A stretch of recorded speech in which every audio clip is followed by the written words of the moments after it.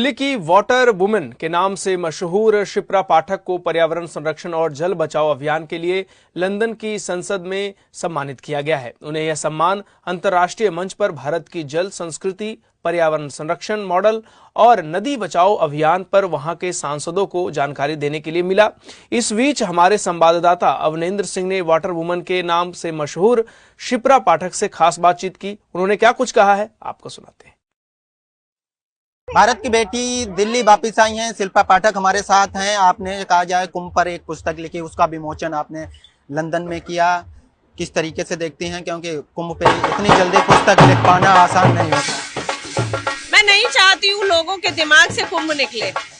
मैं चाहती हूँ कि लोग समझें कि ये एक छोटी बात नहीं थी। 67 करोड़ लोग आकर एक नदी के छोर पर रहने लगे और 45 दिन के लिए प्रयाग का वो एरिया, उतना क्षेत्र की जो जनसंख्या थी वो कई देशों से अधिक हो गई थी। इसीलिए मैं कुंभ को टारगेट करती रहूंगी और इस कुंभ को विदेशों की धरती तक पहुंचाती रहूंगी।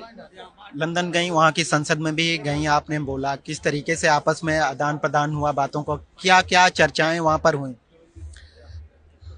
मूलतः तो संस्कृति की ही बात थी। कहीं ना कहीं जो प्रश्न उन्होंने किए और मैंने उत्तर जो दिए, उनको ये समझ आया कि आज के युग में मुझे लगता है दो सबसे बड़ी समस्या हैं, एक मेंटल हेल्थ और एक जल।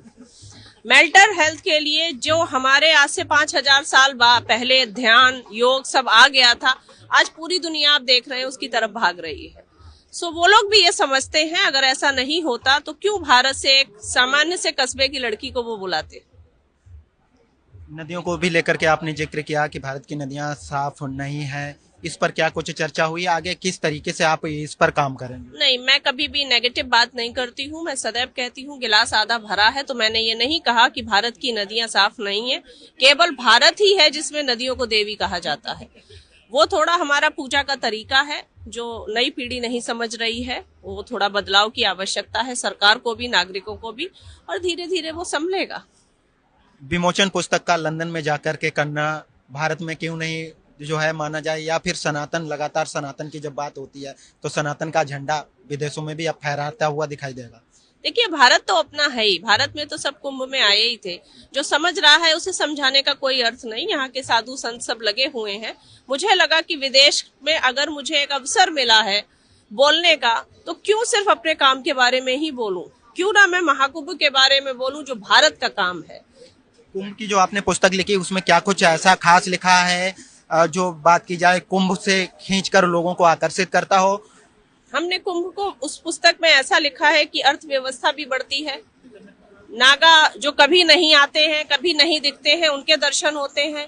एक साथ कई राज्यों के लोग आते हैं जिनसे समन्वय करने का अवसर मिलता है। उनका खान पान, उनकी भाषा सब सीखने का अवसर मिलता है। अब आगे कौन सी पुस्तक आप जो है उसका विमोचन देखने को मिलेगा? क्योंकि अगर बात की जाए कुंभ काफी लंबा चला, कई करोड़ लोग पहुंचे जिन्होंने दर्शन किया। उत्तर प्रदेश सरकार ने जो व्यवस्थाएं थी वो भी काफी चाक चौबंद रखी तमाम, यानी सरकार ने भी जो कहा जाए तो काफी सुविधाएं दी। तो अगली पुस्तक आप कौन सी लाने वाली हैं और कब तक बोलो? जल्द ही आपको सरप्राइज मिलेगा।